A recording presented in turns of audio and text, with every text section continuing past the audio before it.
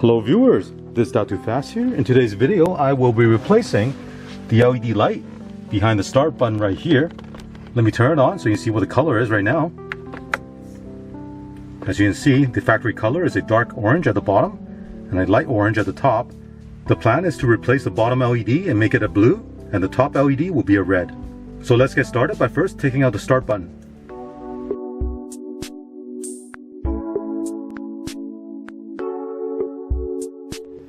First thing we'll do is remove the side panel.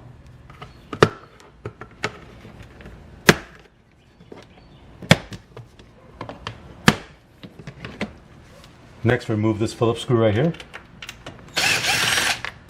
Next, we'll pull this lower panel out. Clips all around.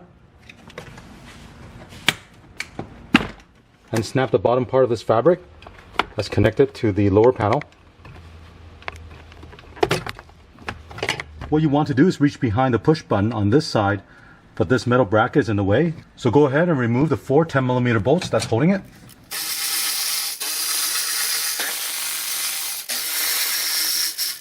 Slide this up and out. Well, I thought I'd be able to reach behind and push a button out, but there's not enough space there. So I'm going to remove this panel that you see right here, and there's a top cover you can pry off. Once you take this piece out, remove the single Phillips screw at the top, and then you pull this panel out. There are clips all along the side.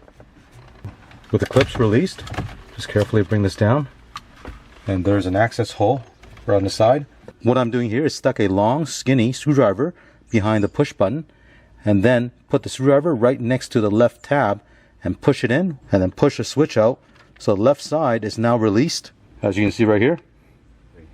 Let me show you what I did next. I made my own little tool. I bent this middle bracket that I have in my hand, and I placed this bent bracket behind the switch on the right side where the tab is, pushed against it, and then now you can see the button popped out. And here's a middle bracket that I used. All I did was place it behind right here and push on the tab that's on the left and right side of the switch. Disconnect these 2 connectors. And let me show you the 2 tabs.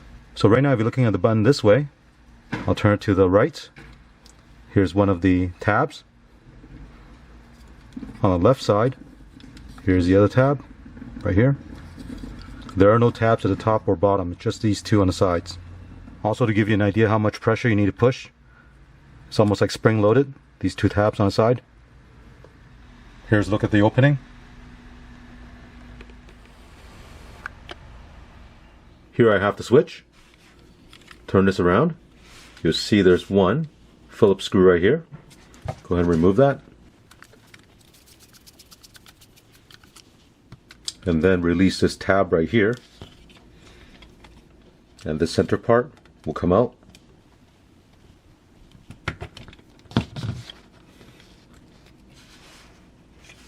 Looking at the circuit board, we have one LED at the top, a second LED right here, and these are the 2 LEDs that I'll be replacing.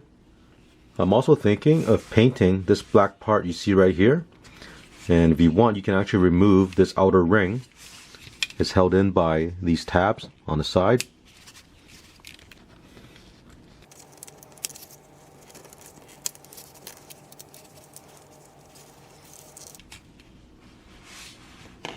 Now you can further disassemble this. There are 2 pieces here, this outer piece and this inside piece. Again, there are tabs all around.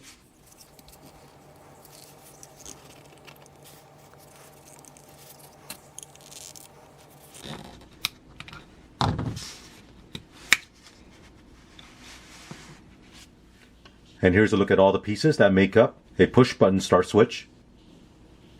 To replace the 2 LEDs on the switch, I'll be using these tools. On the left I have a SMD hot air rework station, which I reviewed a couple of videos ago. I'll also be using this microscope that you see right here. This will help magnify the image so I can see the rework that I'm doing. I'll also be using this solder paste and this solder wick for cleaning the solder on the pads, and some rubbing alcohol. On the hot air gun, I have this set to 300 degrees Celsius and the airflow set to between 1 and 2, very low. Let me show you the LED surface mount component that I'll be using to replace the original LEDs on the switch. Now the one at the top here is bigger than the one in the middle. And this one in my hand is the one that I'll be using to replace the one at the top. This one is type 3528. And this surface mount device has the same dimension as the one that's originally on the switch. You can get it in different colors. This one I have here is a red color.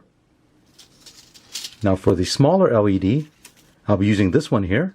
Now as you can see, these are very small, and this is type 0805. And this also has the same dimension as the one that's on the switch right now. You can get it in different colors. This one I have here is color blue. And here's a look at these LED chips side by side. Let's take a look at the two LEDs that we'll be replacing. Here's one. Here's the other one. Now with the LED, they do have a polarity on it. One side is anode and one side is cathode. And on the LED chip itself, it's marked. I'll use a microscope to show you which side is cathode and which side is anode. Right now you're looking at the bottom LED, which is also the smaller one. And on the right side, you see this green dot.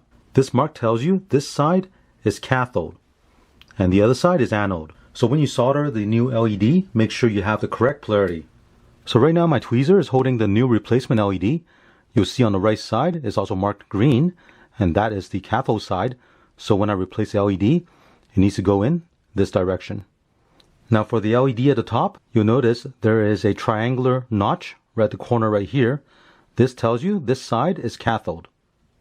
Right now my tweezer is holding the replacement LED, and you'll see on the right side there's also the triangular notch. So when I replace the LED, it has to go in the same direction as the original one.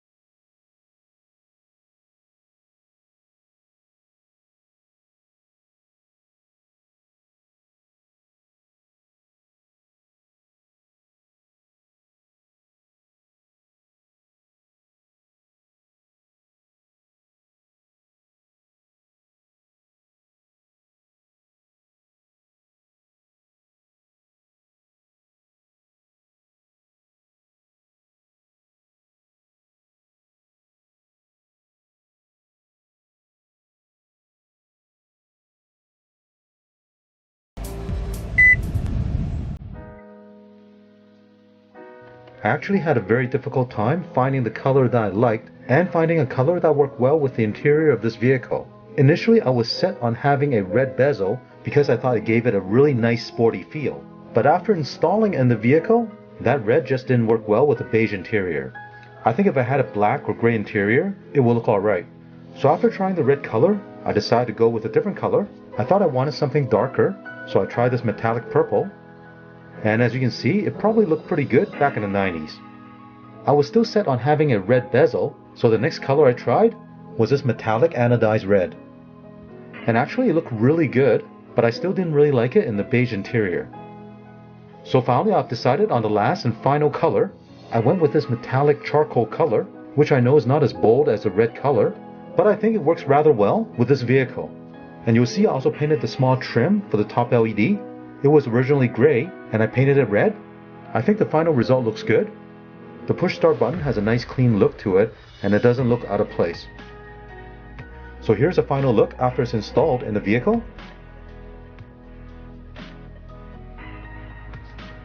Now I know some of you watching this might agree or disagree with my color choice, but when you do any kind of mod on your vehicle, a lot has to do with your personal preference. So I'd be interested to know what color you would have picked. Let me know in the comments section. Here's one final look at the switch before and after.